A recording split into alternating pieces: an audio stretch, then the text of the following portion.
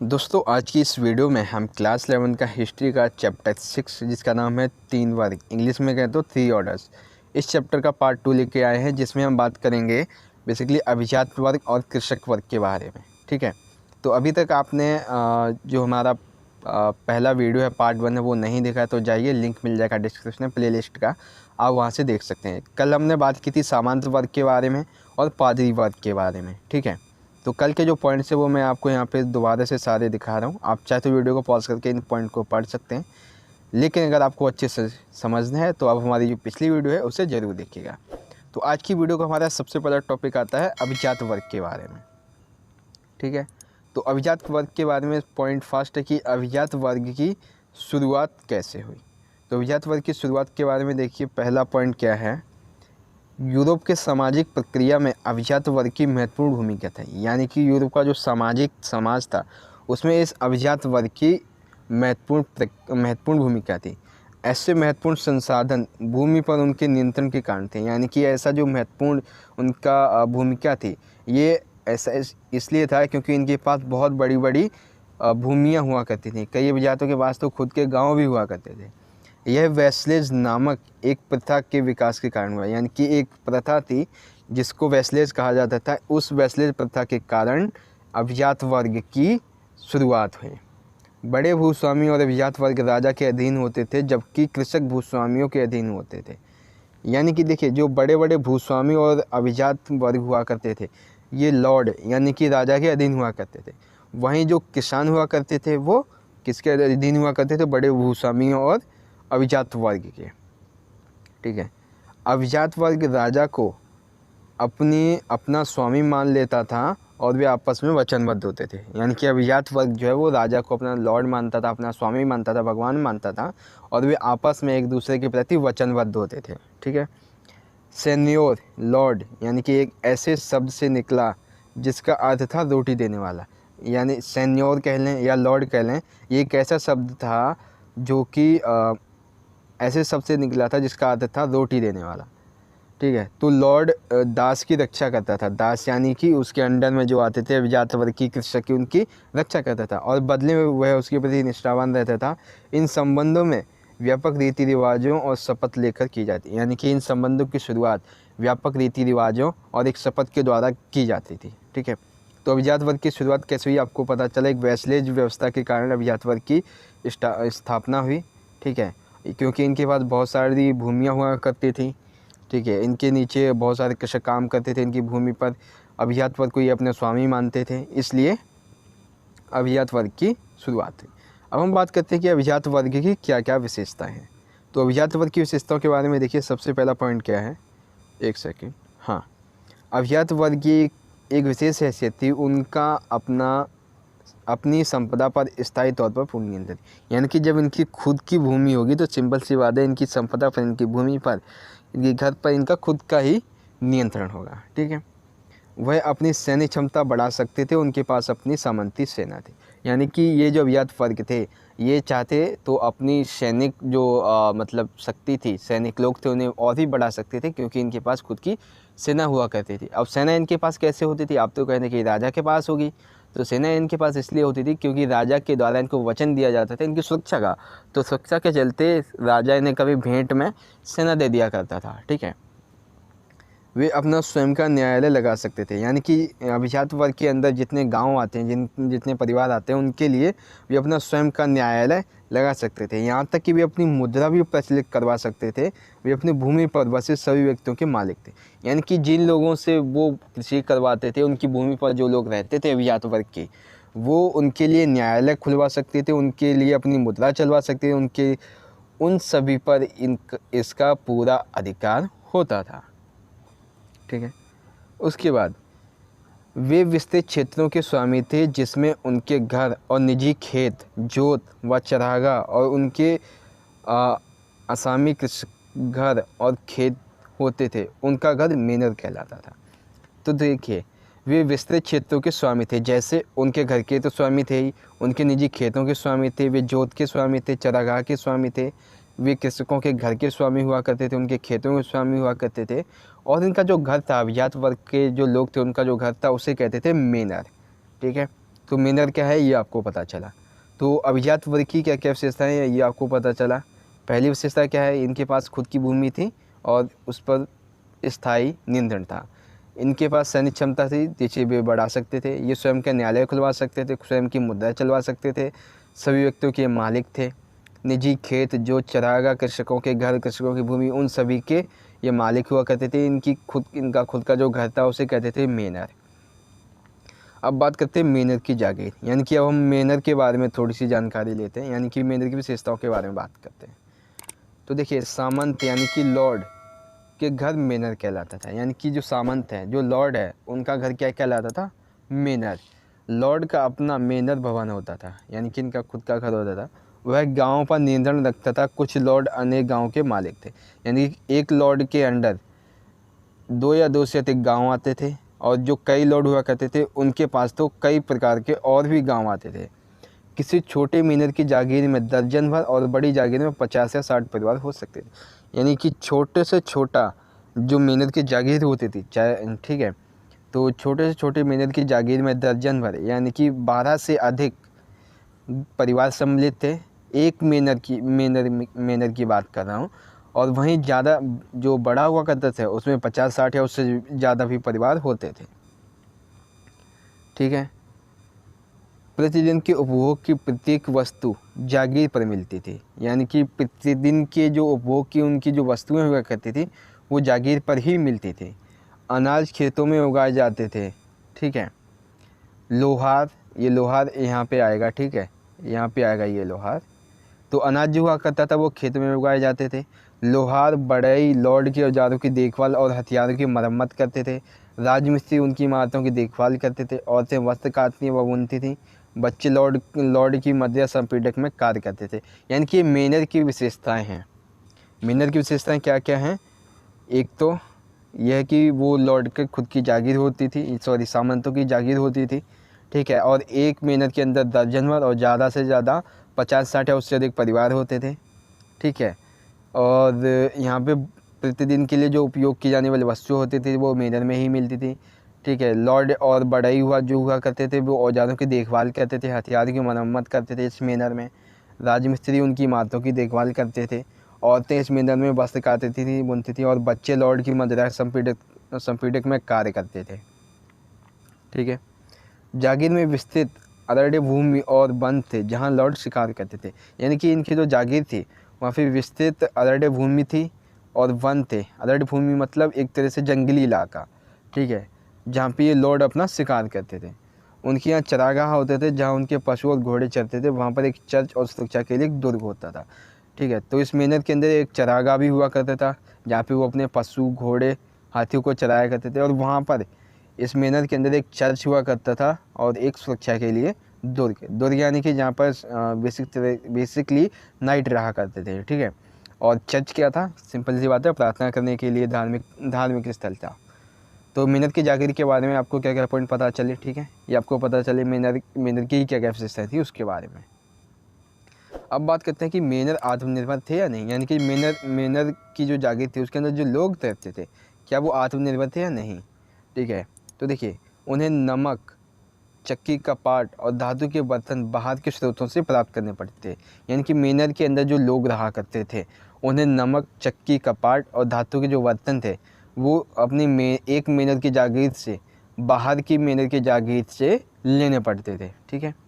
ऐसे लॉर्ड जो विलासी जीवन बिताते थे और महंगे साजो सामान, वाद्य यंत्र और आभूषण खरीदना चाहते थे जो स्थानीय जगहों पर उपलब्ध नहीं थे, ऐसी चीज़ों को इन्हें दूसरे स्थान से प्राप्त करना पड़ता था। यानी कि जो कुछ लॉर्ड ऐसे थे जो कि विलासी जीवन बिताते थे, यानी कि ज़्यादा कि पैसे वाला जीवन बिताते थे, जैसे महंगे साजो सामान, वाद्य यंत्र, आभूषण खरीदना। तो ये उनकी मेहनत की जागीर के अंदर नहीं मिलता था, तो ये दूसरे क्षेत्रों से व्यापार के द्वारा उन सभी को मंगाया करते थे और उनका भोग किया करते थे। ठीक है। तो मेनर आत्मनिर्भर नहीं थे, ये हम कैसे कह सकते हैं? इस तरह से हम कह सकते हैं कि मेनर जो हुआ करते थे वो आत्मनिर्भर नहीं थे। अब आता है एक महत्वपूर्ण टॉपिक जो कि है नाइट के बारे में। तो देखिए, नाइट क्या हुआ करते थे? बेसिकली 9वीं सदी में प्रायः युद्ध लड़े जा रहे थे, यानी कि 9वीं सदी के दौरान युद्ध अधिक मात्रा में लड़े जा रहे थे। जिससे इस नए वर्ग को बढ़ावा दिया गया। ये बहुत ही कुशल घुड़सवार सैनिक थे जो लॉर्ड के लिए युद्ध लड़ा करते थे। तो नाइट क्या थे, इनका उदय कैसे हुई आपको पता चला। अब नाइट की विशेषताओं की हम बात कर लेते हैं। तो नाइट की विशेषताओं के बारे में सबसे पहला पॉइंट, नाइट्स लॉर्ड से उसी प्रकार से संबद्ध थे जिस प्रकार लॉर्ड राजा से।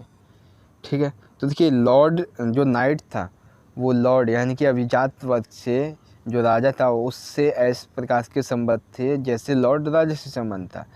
लॉर्ड नाइट की सुरक्षा का वचन देता था। सॉरी, ये जो नाइट्स थे वो लॉर्ड की सुरक्षा का वचन देते थे। नाइट और उसके परिवार के लिए एक पंचक्की और मदिरा संपीड़क के अतिरिक्त उसके परिवार के लिए घर, चर्च और समाज पर निर्भर व्यक्तियों की रहने की व्यवस्था शामिल थी। यानी कि जो नाइट्स था वो लॉर्ड को जो लॉर्ड से वो नाइट को रक्षा करने का वचन देते थे। ठीक है, वहीं जो नाइट्स थे वो लॉर्ड को जो नाइट्स हुआ करते थे वो लॉर्ड को मतलब कि जो युद्ध वगैरह होते थे उसमें भाग लेते थे और उनकी रक्षा करते थे। तो वहीं जो लॉर्ड थे वो नाइट की भी रक्षा करते थे। वो कैसे, वो इस तरह से कि मान लीजिए युद्ध के दौरान अगर वो मर गया या उसे कुछ हो गया जिससे वो आगे जाके काम ना कर पाए तो वो उसके परिवार के लिए एक पंचक्की और मदिरा संपीड़क के अतिरिक्त उसके परिवार के लिए घर, चर्च ये सभी निर्माण करवाता था उसके लिए। ठीक है, उसके बाद है नाइट अपने लॉर्ड को नाइट अपने लॉर्ड को एक निश्चित रकम देता था और युद्ध में उसकी तरफ से लड़ने का वचन, यानी कि जो नाइट हुआ करता था वो लॉर्ड को एक निश्चित रकम भी देता था और उसकी तरफ से युद्ध में लड़ने का वचन भी देता था। अपनी सैन्य योग्यताओं को बनाए रखने के लिए नाइट प्रतिदिन अपना समय बाड़ बनाने, घेराबंदी करने और पुतलों से रण कौशल एवं अपने बचाव का अभ्यास करने में निकालते थे। यानी कि अपनी सैन्य योग्यताओं को बनाए रखने के लिए जो नाइट हुआ करते थे वो प्रतिदिन अपना समय बाड़ में, यानी कि जो राज्य की सीमा होती थी उसके पास बाड़ बनाने में, घेराबंदी करने में और पुतलों के साथ रण कौशल एवं अपने बचाव के अभ्यास, यानी कि बेसिकली जैसे युद्ध होता था उसकी ये डेली मतलब प्रैक्टिस करते रहते थे। नाइट अपनी सेवाएं अन्य लॉर्डों को भी दे सकता था पर उसकी सर्वप्रथम निष्ठा अपने लॉर्ड के लिए होती थी। यानी कि जो लॉर्ड था जो नाइट हुआ करते थे वो अपने लॉर्ड को तो सेवा प्रदान कर सकते थे, साथ ही साथ चाहे तो दूसरे लॉर्ड को भी अपनी सेवा प्रदान कर सकते थे, लेकिन उसके लिए पहले लॉर्ड से यानी जो मुख्य लॉर्ड है उससे इन्हें मंजूरी लेनी पड़ती थी। ठीक है, तो नाइट की क्या क्या विशेषताएं थी ये आपको पता चली। नाइट लॉर्ड से उसी प्रकार संबंध थे जैसे जिस प्रकार लॉर्ड राजा से। लॉर्ड जो हुआ करते थे नाइट की रक्षा का वचन देते थे। किस तरह से, उसके परिवार के बारे में आपको बताया मैंने। ठीक है, नाइट्स थे वो अपने लॉर्ड को एक निश्चित रकम देता था और युद्ध में उसकी तरफ से लड़ने का वचन भी देता था। अपनी सैन्य योग्यताओं को बनाए रखने के लिए डेली बेसिस पे अभ्यास करते थे। ठीक है, नाइट अपनी सेवाएं अन्य लॉर्डों को दे सकता था लेकिन उसकी सर्वप्रथम निष्ठा अपने लॉर्ड के प्रति होती थी। ठीक है, तो तीसरा वर्ग था हमारा अभिजात वर्ग। अभिजात वर्ग के बारे में आपको सारी बातें पता चल गई होंगी आई थिंक। अब हम बात करते हैं हमारा जो दूसरा वर्ग था अभिजात वर्ग। अब हमारा तीसरा वर्ग जो कि है कृषक वर्ग। तो चलिए कृषक वर्ग के बारे में बात करते हैं। तो देखिए, यह वर्ग किसान, स्वतंत्र और बंधक यानी कि कृषि दासों के ऊपर विस्तृत होता है। यह वर्ग एक विशाल समूह था जो पहले दो वर्गों पादरी और अभिजात वर्ग का भरण पोषण करता था। यानी कि ये वर्ग वो वर्ग था जो पादरी वर्ग था, अभिजात वर्ग था, उन सभी का ये पोषण करता था। ठीक है, तो बेसिकली ये जो किसान हुआ करते दो प्रकार के होते थे, स्वतंत्र और सर्फ यानी कि कृषिदास। तो सबसे पहले हम बात करते हैं स्वतंत्र कृषकों की भूमिका के बारे में, यानी कि स्वतंत्र कृषकों की भूमिका कह लें या फिर उनकी हम विशेषताएं कह लें उनके बारे में। तो देखिए, स्वतंत्र कृषक अपनी भूमि को लॉर्ड के काश्तकार के रूप में देखते थे। यानी कि जो स्वतंत्र किसान थे उनके पास अपनी खुद की भूमि भी हुआ करती थी, तो वो मतलब कि ये जो किसान थे वो इस तरह से देखते थे कि लॉर्ड के द्वारा उन्हें एक बहुत बड़ी जागीर दे दी गई है कि भाई लॉर्ड के द्वारा हमें इतनी बड़ी जागीर मिली, हम तो भाई खेती करेंगे अब। ठीक है, और राजा को अपना जो कर होता है वो राजा को अपना कर देंगे। ठीक है, पुरुषों का सैनिक सेवा में योगदान आवश्यक होता था वर्ष में कम से कम 40 दिन। यानी कि जो स्वतंत्र किसान थे उसमें से जो पुरुष हुआ करते थे उनका एक निश्चित समय पीरियड तो नहीं था, हाँ, लेकिन ये था कि 40 दिन, एक वर्ष में 40 दिन कम से कम ये लॉर्ड को अपनी सेवाएं प्रदान करते थे। ठीक है। कृषकों के परिवारों को लॉर्ड की जागीरों पर जाकर काम करने के लिए सप्ताह के 3 या उससे अधिक कुछ दिन निश्चित करने पड़ते थे। इस श्रम से होने वाला उत्पादन, जिसे श्रम अधिशेष कहते थे, सीधे लॉर्ड के पास जाता था। यानी कि कृषकों के परिवारों को लॉर्ड की जागीरों पर जाकर काम करने के लिए सप्ताह के 3 दिन या उससे अधिक कुछ दिन निश्चित करने होते थे। इस श्रम से होने वाला जो उत्पादन था, जिसे श्रम अधिशेष कहते थे, वो सीधा लॉर्ड के पास जाता था। ठीक है। इसके अतिरिक्त जैसे अन्य कार्य हुआ करते थे, जैसे गड्ढे खोदना, जलाने के लिए लकड़ियाँ इकट्ठी करना, बाड़ लगाना, सड़कें व इमारतों की मरम्मत करना, इसकी उम्मीद की जाती थी कि इनके लिए कोई मजदूरी नहीं मिलती थी। यानी कि ये जो किसान हुआ करते थे, ठीक है, मतलब कि इस प्रकार के जो किसान थे वो क्या करते थे, गड्ढे खोदने का कार्य, जलाने के लिए लकड़ियों का इकट्ठा करना, बाड़ लगाना, सड़कें व इमारतें को मरम्मत करना। ठीक है। तो इन सभी कार्यों के लिए जो ये मतलब जिसका भी ये कार्य करते थे, अभिजात वर्ग हो या पादरी वर्ग हो, तो उसके लिए इन्हें कोई मजदूरी नहीं दी जाती थी। ठीक है। खेतों में मदद करने के अतिरिक्त स्त्रियाँ व बच्चों को अन्य कार्य भी करने पड़ते थे।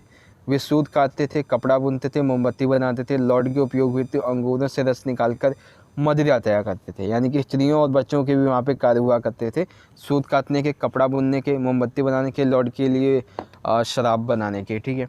अब टैली था, टैली एक कर था। राजा द्वारा कृषकों पर लगाए जाने वाले प्रत्यक्ष कर को टैली कर कहा जाता था। यानी कि राजा के द्वारा कृषक पर जो प्रत्यक्ष कर लगाया जाता था उसे टैली कर कहा जाता था। ठीक है। तो आपको पता चला कि जो स्वतंत्र कृषक हैं उसकी क्या क्या भूमिका थी। ठीक है। तो स्वतंत्र किसानों को लॉर्ड के द्वारा भूमि दी जाती थी जिस पर ये खेती करते थे। ठीक है। और जो पुरुष हुआ करते थे, वर्ष में 40 दिन, कम से कम 40 दिन उन्हें लॉर्ड को अपना काम देना होता था। ठीक है। कृषकों के परिवारों को सप्ताह में 3 दिन या उससे अधिक कुछ दिन निश्चित करने होते थे कि ये जाके वहाँ पे खेती करेंगे लॉर्ड की भूमि पर। ठीक है। और इससे जो आय होती थी उसे कहते श्रम अधिशेष, जो कि सीधा लॉर्ड के पास जाता था। इसके अतिरिक्त वो और अन्य कार्य भी करते थे, गड्ढे खोदने का, जलाने के लिए लकड़ियों का इकट्ठी करना, बाड़ लगाना आदि, जिसके लिए कोई मजदूरी उन्हें नहीं मिलती थी। ठीक है। खेतों में मदद करने के अलावा स्त्रियों और बच्चों के भी कार्य हुआ करते थे। एक टैलीनामा कर था जो कि मैंने आपको बता दिया। अब बात करते हैं कृषिदास की भूमिका है, यानी कि कृषिदास, नाम से पता चला है कृषिदास। ठीक है। तो सिंपल सी बात है।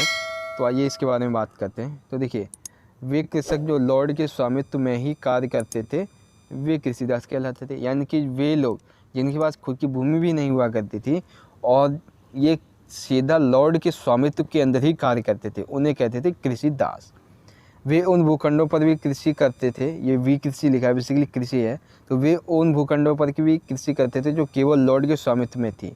इसके लिए उन्हें कोई मजदूरी नहीं मिलती थी और वे लॉर्ड की आज्ञा के बिना जागीर नहीं छोड़ सकते थे। ये तो आपको मैंने पहले ही बताया था कि ये जो कृषिदास हुआ करते थे ये लॉर्ड की भूमि पर ही, केवल लॉर्ड की स्वामित्व वाली भूमि पर ही कृषि करते थे। ठीक है। और इसके लिए इन्हें कोई मजदूरी नहीं मिलती थी क्योंकि राजा ने खाने पीने का खर्चा देता था, रहने के लिए जगह देता था। ठीक है।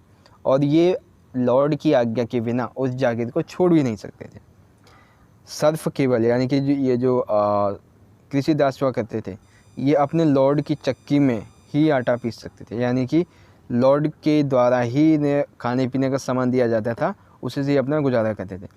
उनके तंदूर में ही रोटी सेकते थे और उनकी मदिरा संपीड़क में ही आसमान, मदिरा और बियर तैयार कर सकते थे। बेसिकली यानी कि इनका भरण पोषण सीधा किसके द्वारा किया जाता था, लॉर्ड के द्वारा। ठीक है। और जो इन मदिरा तैयार की जाती थी वो इन कृषिदासकों के द्वारा भी उसके राजा के लिए मदिरा तैयार की जाती थी। ठीक है।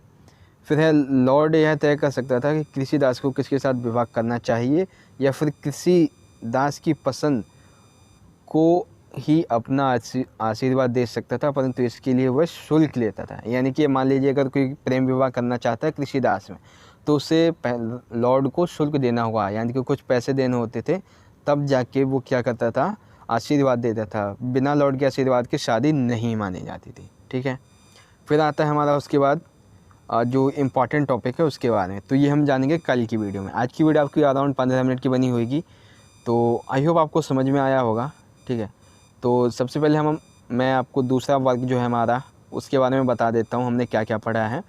तो तीसरा वर्ग था हमारा किसान वाला, ठीक है। तो किसान वाले में हमने जाना था स्वतंत्र कृषकों की क्या क्या भूमिका है। तो आप चाहें तो इन सभी पॉइंट्स का स्क्रीनशॉट ले सकते हैं, मैंने ऑलरेडी आपको समझा दिया है। तो आशा करता हूं दोस्तों कि आज की ये वीडियो आपको पसंद आई होगी। वीडियो अगर अच्छी लगी तो लाइक कर देना इस वीडियो को, ज़्यादा से ज़्यादा अपने दोस्तों के साथ इस वीडियो को जरूर शेयर कर देना, क्योंकि आपको हमारे चैनल पर और भी ऐसे इंपॉर्टेंट वीडियोज़ मिलने वाले हैं। तो चलिए दोस्तों, मिलेंगे अगली वीडियो में अगले टॉपिक के साथ, जो कि हमारा लास्ट टॉपिक होगा और लास्ट पॉइंट होगा, लास्ट वीडियो होगा। तो चलिए दोस्तों, मिलेंगे अगली वीडियो में अगले टॉपिक के साथ। तब तक के लिए आप पढ़ते रहिए, अपना ख्याल रखिए। धन्यवाद। जय हिंद, वंदे मातरम।